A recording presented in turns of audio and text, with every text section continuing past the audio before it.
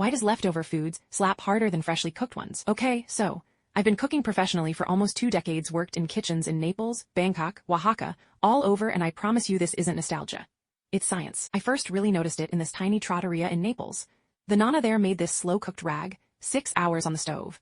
We served it fresh at lunch, and everyone loved it. Next day, we reheated it for family meal. It was ridiculous, like it leveled up overnight. I asked her what she added. She just shrugged and said, nothing, it just sleeps. And honestly, she wasn't being poetic. That's basically what happens. Here's what's going on, and this is actual food science, not chef mythology. When something like chili, curry, stew, or lasagna cools down, all the fats in it firm up a bit. And a ton of flavor compounds, especially from spices, garlic, herbs, dissolve into fat. So as it rests, those flavors spread out more evenly. Then when you reheat it, everything melts back together in a more unified way. It tastes deeper, more balanced. Also, salt doesn't instantly spread evenly. It diffuses over time. That's why soup or stew often tastes more together the next day. And here's a big one, gelatin. When you slow cook meat, collagen breaks down into gelatin. When the dish cools in the fridge, that gelatin sets.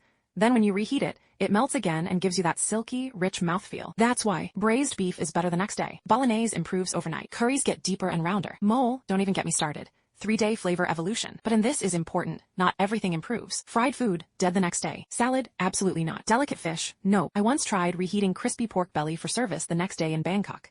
It was like chewing regret. So yeah, some foods taste better as leftovers because time lets the flavors settle their arguments. The sharp edges mellow out, everything marries. Fresh food is exciting, leftovers are composed, and if a stew doesn't taste better the next day, I'm sorry, but it probably wasn't built right to begin with. Now who's got leftover pasta in their fridge? Because I'm suddenly hungry.